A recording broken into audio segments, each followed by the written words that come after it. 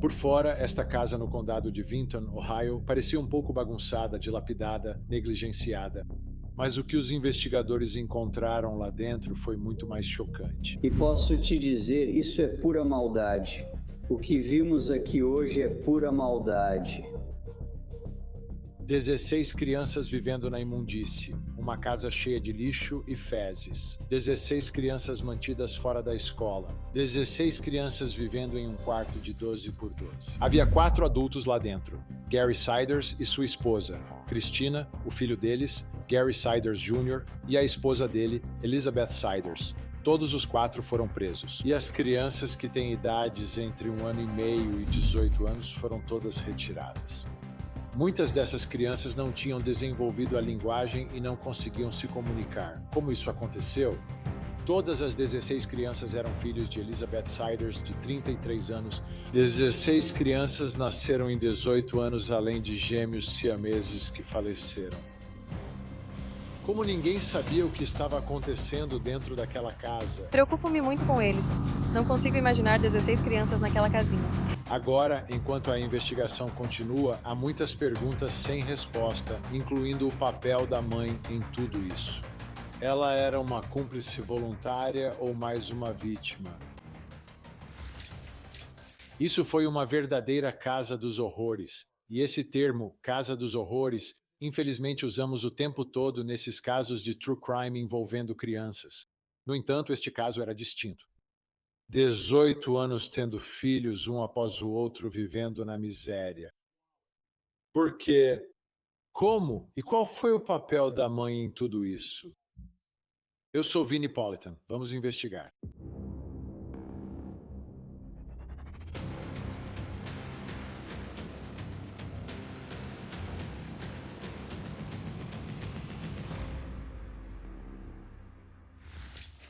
Cobrimos, há algum tempo, uma história na Court TV sobre uma mãe e um pai de boa situação que moravam em uma casa de $1 milhão no sul da Flórida.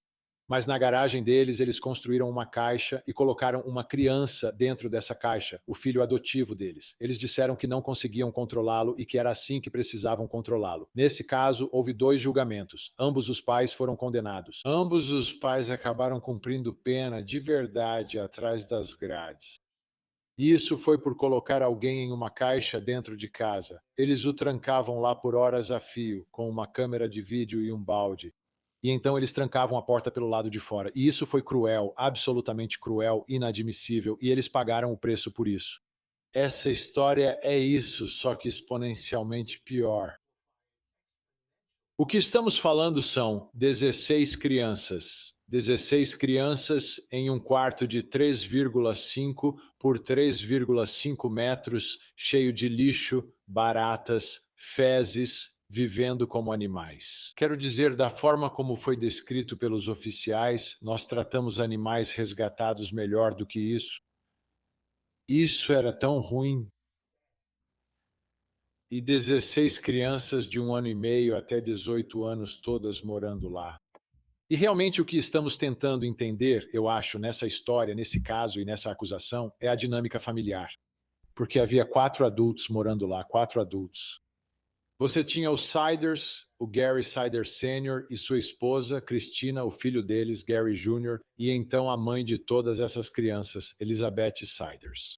São 4 adultos morando lá, mas como é exatamente a dinâmica entre eles? Tipo, é uma pessoa só que toma todas as decisões aqui? Foi uma ação conjunta? Tipo, como eles acabaram nessa situação?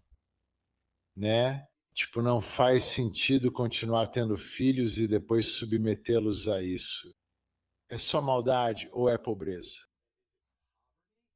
Mas vai além da pobreza, porque essas crianças nem sequer recebiam educação. Agora, parte dessa dinâmica é a mãe, e essa é a Elizabeth. Ela se casou ainda criança, muito, muito jovem, e era a mais jovem das 4 pessoas. E eu acho que, ao desvendar e retirar as camadas disso, dessa tragédia e do que aconteceu com essas crianças, nós precisamos entender o papel dela em tudo isso e a perspectiva dela, porque eu não acho que seja tão simples quanto todo mundo pensa. Ela é quem está tendo um bebê atrás do outro e depois colocando eles nesse quarto. Tipo, porque eu não entendo. Eu quero dar uma olhada nela na audiência dela no tribunal, porque eu acho que só de olhar para ela e ouvir ela tentando falar já revela um pouco sobre quem ela é. Vamos conferir o primeiro comparecimento dela em juízo após tudo isso vir à tona. Todos os 4 adultos estão algemados. Eles são trazidos. E agora é hora de uma audiência diante do juiz. Você entende as acusações contra você? Preciso que responda em voz alta, pois estamos gravando. Não significa que concorde, só preciso saber se entende as acusações. Você tem os seguintes direitos. Você tem o direito de contratar um advogado mesmo que pretenda se declarar culpada. Você tem direito a um adiamento razoável neste processo para contratar um advogado. Você tem o direito de ter um advogado designado sem custo para você, caso não possa pagar por um. Você tem direito à fiança, se disponível, e vamos discuti-la em breve. Espere um segundo aí. Você não é obrigado a fazer uma declaração. Quero que você repare como alguns notaram no braço esquerdo dela. Parece haver algum tipo de marca no braço dela. Isso significa alguma coisa? Isso aconteceu depois da prisão? Isso aconteceu enquanto ela morava na casa? Tem alguma história por trás disso? Eu não sei, mas é algo que todo mundo percebeu nessa primeira audiência, só pela aparência física. Se você observar a dinâmica, é ela e a sogra. Nenhuma das duas parece feliz nesse momento.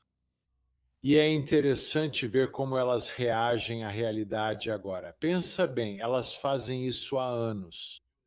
Isso ocorreu por 18 anos e nada aconteceu com elas. Nada aconteceu com ele. E agora, de repente, você está preso e não pode sair. E o resto do mundo agora ficou sabendo do que está acontecendo por trás das portas fechadas. Vamos continuar assistindo. Você pode fazer uma declaração em qualquer momento deste processo, que tudo o que você disser pode ser usado contra você. Você tem o direito a um julgamento público e rápido por júri. Você entende esses direitos? Certo. A prisão tem formulários para solicitar um defensor público. Se você quiser preenchê-los, eles serão enviados de volta ao tribunal. Você tem 4 opções de declaração. Declarar-se culpada é uma admissão completa de sua culpa. Declarar-se não culpada é uma negação completa de sua culpa. Uma declaração de não contestação não é uma admissão de culpa, mas é uma admissão dos fatos que fundamentam a acusação. Se você se declarar sem contestação, o Estado apresentaria os fatos e o tribunal decidiria se você é culpada ou não com base neles. Se os fatos não fossem suficientes, eu a consideraria não culpada.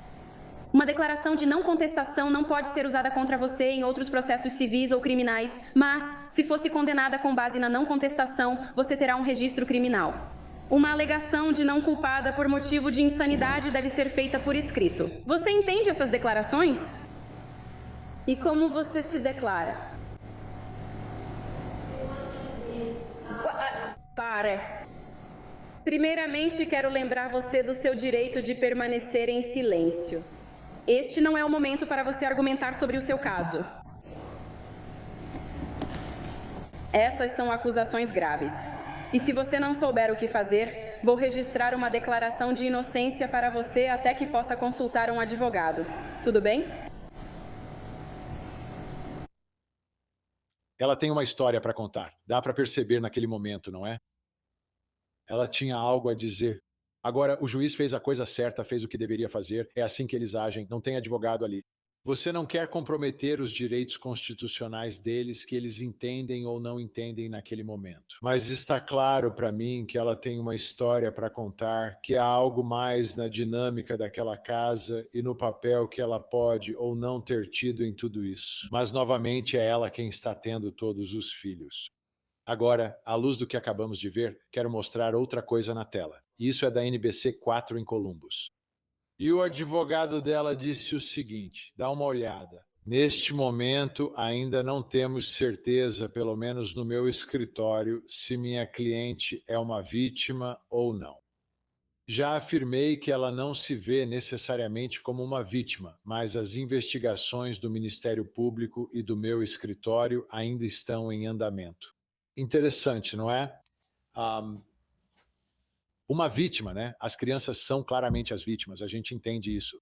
Mas o que ele está dizendo é que minha cliente pode não se considerar uma vítima, mas talvez ela tenha sido com base nas circunstâncias, com base em quando ela se casou. Talvez o que ela sofreu ou não dos outros membros da família Siders. Lembre-se, ao se casar, ela está entrando na família. A mãe, o pai e o filho já formam uma unidade. Ela chega depois e é quem está tendo todos os bebês. Eu entendo. Mas no final das contas, era isso que ela queria. Ela foi submetida a algum tipo de coação, intimidação, ameaças. Qual era exatamente, de novo, a dinâmica dentro daquela casa? Extremamente importante quando se trata dela, porque eu acho que, no fim das contas, é sobre isso que essa história vai tratar. Os pais podem ter a própria situação deles, eles parecem meio desligados, mas, sabe, isso já acontece há 18 anos, não começou ontem. Então, foram eles que colocaram tudo isso em movimento? Eles estavam manipulando o próprio filho? Ou será que é o filho que está controlando os pais, controlando ela e intimidando ele? Nós não sabemos. O que sabemos, porém, é que houve uma investigação sobre outro crime naquela casa, que levou à descoberta dessas crianças. Ok, vamos dar uma olhada mais de perto em Elizabeth Sider. Assim você tem uma ideia melhor do histórico dela, de como ela acaba com 16 crianças vivendo em um quarto de 3,6 por 3,6 metros na miséria, e agora ela está presa. Quando tinha 15 anos, Elizabeth se casou com Gary Siders Jr., de 18 anos, no condado de Mason, Virgínia Ocidental, em março de 2008, com o consentimento dos pais dela. Os pais dela disseram: você tem 15 anos, já é adulta, é hora de casar. Agora, o noivo não é muito mais velho, mas ele já é um adulto e ela ainda é uma criança nesse momento, 18, 15. É claro que o relacionamento não começou ali, foi quando eles se casaram. Então, acho que eles já estavam juntos há alguns anos antes disso, muito jovens mesmo. Então, o que está acontecendo com ela, uma noiva de 15 anos, se mudando para a casa da família do marido? What's the dynamic? Qual é o papel dela? Ela está sendo manipulada ou ela está envolvida nesse mundo insano que eles estão prestes a criar ao longo dos próximos 18 anos? 2 meses após o casamento, nasceu a vítima mais velha do caso atual. Pronto, aí está. Grávida aos 14 anos, provavelmente, ou no início dos 15. Então ela está grávida. Ela vai se casar. Ok, eu entendo isso. Ela tem 15 anos. E agora ela está por conta própria, mas com a ajuda dos pais do seu novo marido adolescente. Não é incomum, certo? Adolescentes recebem ajuda dos pais quando há talvez uma gravidez inesperada ou uma gravidez precoce, uma gravidez não planejada, e eles vão trazer uma criança ao mundo. Eles vão precisar de alguma ajuda. Mas o que era isso? Isso não está ajudando. Isso é como torturar essas crianças. Elizabeth supostamente deu à luz um bebê quase todo ano desde 2008. Isso virou um evento anual. Hora de ter bebê, hora de ter bebê, hora de ter bebê. Era isso que você queria? Foram planejados, não foram planejados?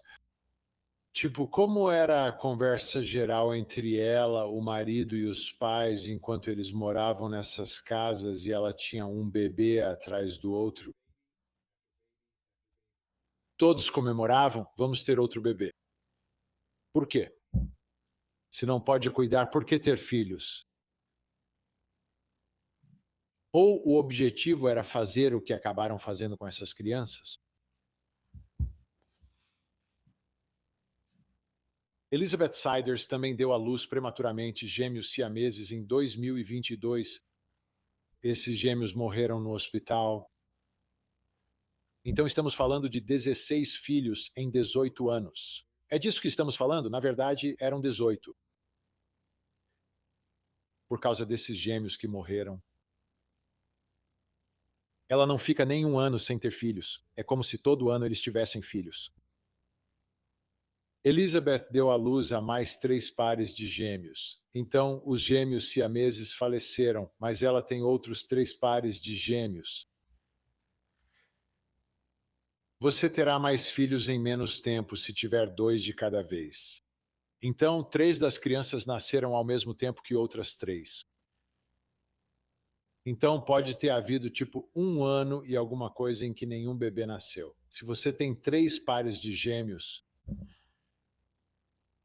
Mas e aí? Quero dizer, acho que se você está tendo tantos bebês, as chances de ter gêmeos aumentam se você está constantemente tendo filhos. Ainda soa incomum. São 3, na verdade, 4 pares de gêmeos. E as idades das crianças vão de 1 ano e meio até 18 anos. E o meu palpite é que algumas das crianças mais velhas acabam cuidando das mais novas de alguma forma, ensinando o básico para elas. Onde mais elas estão aprendendo? Tem alguém trabalhando na casa? Alguém está acordando e indo trabalhar? Alguém vai ao médico? Agora, aparentemente, todos os bebês nasceram em hospitais, então há registros de todas essas crianças. E ele está listado como o pai de todos eles, Gary Jr. Mas eu sempre volto à questão da dinâmica. Por que esse comportamento continua? E para mim, isso vai revelar a verdadeira responsabilidade criminal nesse caso. Se havia um plano mestre para ter essas crianças e submetê-las ao que estavam passando naquela casa, caso contrário, não há lei que proíba ter filhos. Você só precisa, e não existe uma lei contra ser pobre. Mas você tem que cuidar deles. Você tem que deixar que eles estudem. Se você precisar de ajuda, peça ajuda. Nada disso aconteceu aqui. Nada disso. Agora tento novamente entender o que acontece naquela casa. Esta é uma postagem no Facebook de um homem que afirma ser irmão de Elizabeth Sider. E uau, olha isso! Minha irmã jogou a vida fora por causa da doutrinação. Ela foi doutrinada? Tipo, como assim? Essa família trouxe ela para dentro e manipulou a mente dela. Essa família forçou ela a entrar nessa vida de alguma forma? Eles fizeram uma lavagem cerebral nela? E é isso que o irmão parece estar dizendo com essa doutrinação. Ele diz que é 100% real. Ele fala em 20 crianças. Não creio que sejam tantas, a menos que existam outras que não conhecemos, e são mais novas que eu. As contas apontam para o envolvimento de um homem imaturo, um completo idiota. Eu não sei o quão próximos o irmão e a irmã eram. Parece que ele está descobrindo tudo isso agora. Conheci esse cara há alguns meses. Ele apertou minha mão como um bebê faria.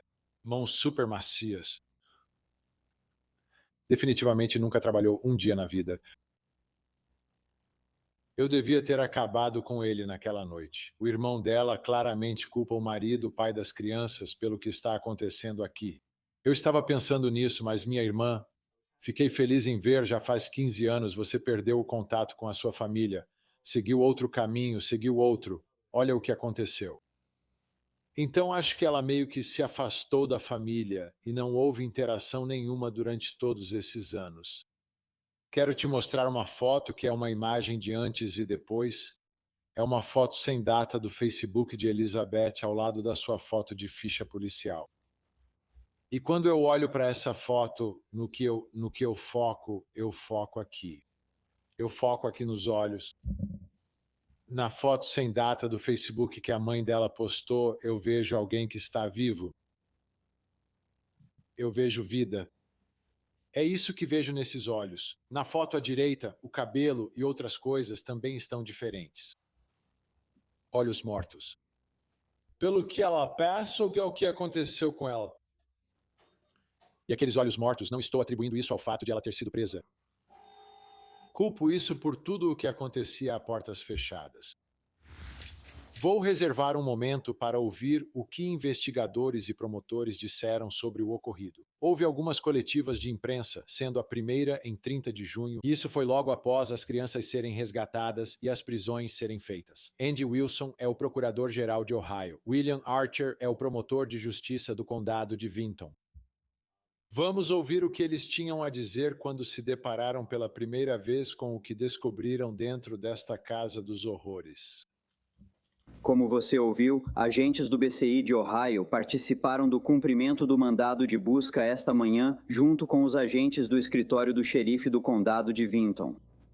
E quando eles entraram naquela residência, 16 crianças foram retiradas daquele local. E eu venho lidando com esse tipo de caso há muito tempo. Dediquei uma grande parte da minha carreira à acusação desse tipo de caso. E posso te dizer, isso é pura maldade. O que vimos aqui hoje é pura maldade.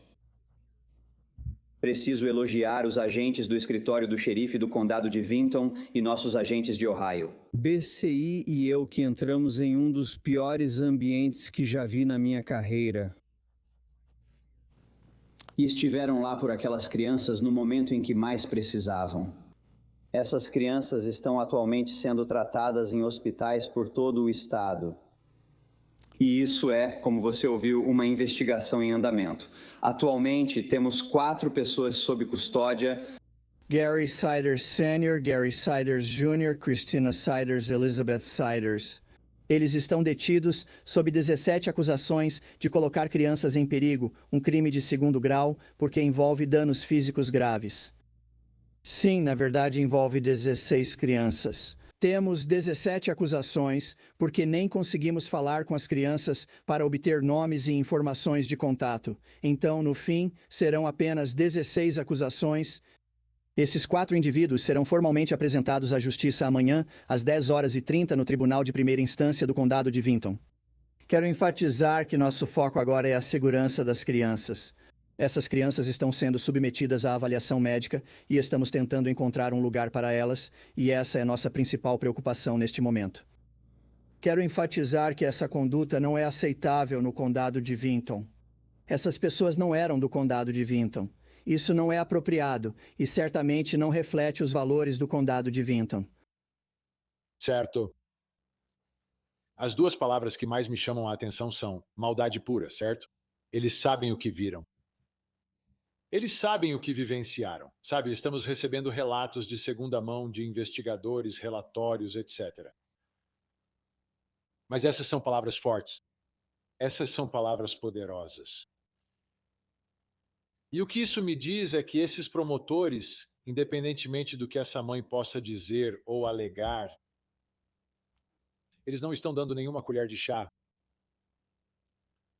Eles não vão enxergar dessa forma. Eles não vão vê-la como uma vítima, do ponto de vista deles. E, com razão, eles viram isso como pura maldade. As vítimas são as 16 crianças. No dia 2 de julho, recebemos novos detalhes em outra coletiva de imprensa. Temos novamente o Andy Wilson, procurador-geral de Ohio, mas também o xerife Ryan Kane, do condado de Vinton, nos dando mais alguns detalhes. Como eu estava dizendo, a maioria dos nossos animais era mantida em condições melhores do que as crianças. Tenho certeza de que havia uma presença extremamente alta de bactérias e fezes humanas. Era simplesmente uma cena nojenta. Posso perguntar para vocês 2 o que sentiram enquanto estavam lá? Não necessariamente como era o lugar ou a descrição, mas o que estava passando pela cabeça de vocês. Então, era nojento mesmo onde as crianças não estavam. Eu diria que é típico do que a maioria dos policiais já experimentou em casas desse tipo. Muitas pessoas sabem que as crianças foram mantidas em uma área de aproximadamente 12 por 12. Parece que foi onde eles passaram a maior parte dos últimos 4 anos. E é isso que parece. De modo estranho, 2 emoções te atingem principalmente. A alegria quando percebemos que estamos prestes a mudar 6 pequenas vidas para melhor. Mas você também... É difícil. Havia algum sinal de 7 horas? Na verdade, não entrei na sala das crianças. Apenas olhei pela porta. Ainda sinto o cheiro. Não consigo tirá-lo. Eu não consigo tirar esse cheiro de mim nem me livrar dele agora. Nós acabamos de falar sobre isso há pouco tempo. E então estávamos conversando em grupo sobre algumas das evidências que vimos hoje, onde eles realmente localizaram as crianças. E realmente não é tão diferente daqueles comerciais antigos que você via das crianças na África, tipo, onde elas estavam cobertas de insetos, agachadas e com aquele olhar distante nos olhos. É terrível. Quero dizer, é absolutamente terrível. E novamente precisamos garantir que as crianças estejam seguras. Precisamos garantir que elas sejam colocadas em bons acolhimentos terapêuticos e responsabilizar quem faz isso com seus próprios filhos. Tivemos essa situação quando você os resgatou. Eles conseguiram falar e se comunicar? Esse é um dos desafios que estamos enfrentando. Eles estão na reunião, desculpe. Esse é um dos desafios que estamos enfrentando. É por isso que isso acaba contribuindo para a falta de informações. É um dos desafios investigativos que temos que enfrentar, porque eles são limitados. Eles se comunicam, mas de forma muito limitada e alguns nem conseguem. Exatamente. Os 4 réus são parentes? Prefiro não abrir exceção. Pode deixar assim.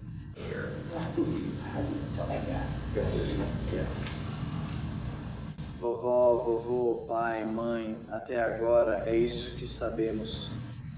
Você precisa das datas de nascimento. Vocês conseguiram os registros hospitalares ou algumas dessas crianças nasceram dentro daquela casa? Então, não há evidências de que alguma das crianças tenha nascido dentro daquela casa, embora isso fosse algo que eles estavam investigando inicialmente quando descobriram isso. Eles conseguiram obter isso de fontes externas. Certo. Depois da vítima, revela-se que eles têm 18 anos. Por que isso se ainda estão sendo tratadas como crianças? Sim, é isso que eu quero dizer.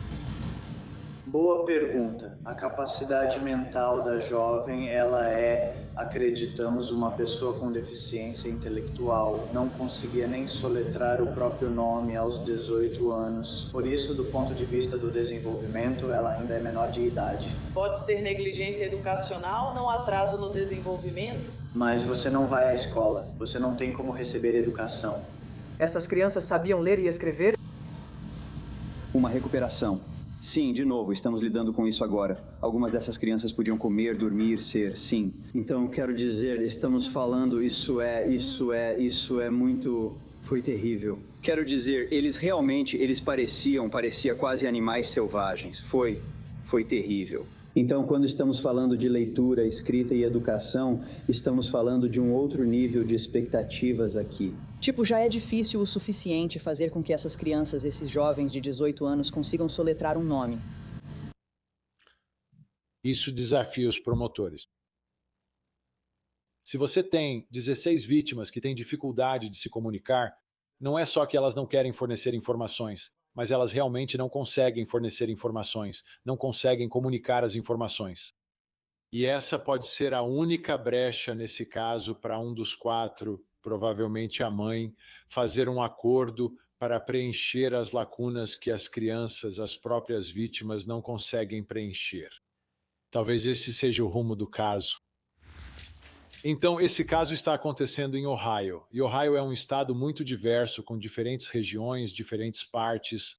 É nessa região, se você se lembra do caso do condado de Pike, fica meio perto daquela área. É mais próximo dessa região de Ohio do que, por exemplo, Cleveland ou Cincinnati. Então, ao olharmos para a casa aqui, precisamos entender a natureza do ambiente, e é rural. As casas ficam afastadas umas das outras. É uma região linda. Você tem colinas onduladas, mas o que temos aqui são gente do interior, de região montanhosa, né? É disso que estamos falando nessa parte de Ohio. E isso tem um papel importante nisso, certo? Porque é aqui que você está sendo julgado. E são essas pessoas que vão decidir o que acontece com os 4 réus. E agora, é essa comunidade que precisa encontrar uma maneira de cuidar dessas 16 crianças. Então, entender a comunidade e entender as pessoas da comunidade, eu acho que é uma parte significativa para entender como isso vai se resolver no final, certo? E pode confiar em mim, esses 4 são vistos como inimigos públicos número 1, onde quer que estejam.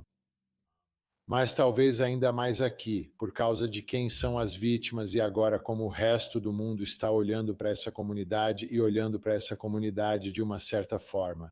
Conversei com Anjanette Levy, apresentadora do Crime Fix no Law and Crime e minha colega. Ela mora em Ohio e conseguiu fazer uma viagem para visitar essa comunidade, ver a casa e tudo mais, e apontou algumas coisas interessantes. Ouça só. Então você foi até o vizinhança. Descreva sua primeira impressão ao chegar e ver essa casa pela primeira vez. Foi interessante para mim porque só existem 3 casas nessa rua. E a casa, obviamente, não está bem cuidada. Havia uma pilha de lixo que a polícia meio que jogou no quintal da frente, bicicleta, um assento de bebê, sabe? Uma cadeirinha de carro, coisas assim. A fita de isolamento ao redor, mas só de visitar a área eu percebo que as pessoas talvez não saibam, crianças moram ali, porque do outro lado da rua há trilhos de trem e depois disso tem uma casa móvel. E essas casas na Rua Homer são bem espaçadas, tem bastante espaço entre elas. São muitas crianças, 16 crianças, 4 adultos, 20 pessoas. Como eles cabiam nessa casa? Essa é uma boa pergunta, Vini. 16 pessoas crianças com idades de 1 ano e meio até 18 mais 4 adultos. Parece, pelo que a polícia disse quando entrou para cumprir o mandado de busca, que muitas das crianças, a maioria delas, estavam nesse quarto de 12 por 12. Ainda não sabemos a localização exata desse quarto, se era no térreo ou no porão. Mas, obviamente, eles não estavam vivendo bem, eles não tinham uma vida boa.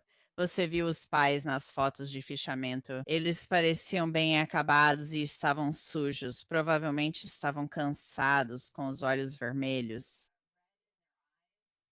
Então, é uma situação impressionante ter 16 pessoas nessa casa. A casa tem, se não me engano, cerca de 140 metros quadrados. Mesmo com 4 ou 5 pessoas em uma casa dessas, já pode ficar apertado. Agora, algo que notei em uma das coletivas de imprensa foi que, acredito que foi o xerife ou alguém das autoridades, continuava dizendo: eles não são daqui, eles não são daqui. Qual tem sido a reação local a essa história, a esse caso, a essa aberração? 16 crianças vivendo nessas condições. Sim, os promotores do condado de Vinton continuavam dizendo, sabe, essas pessoas não são daqui. Esses não são os valores do condado de Vinton. Essas pessoas não refletem nossos valores.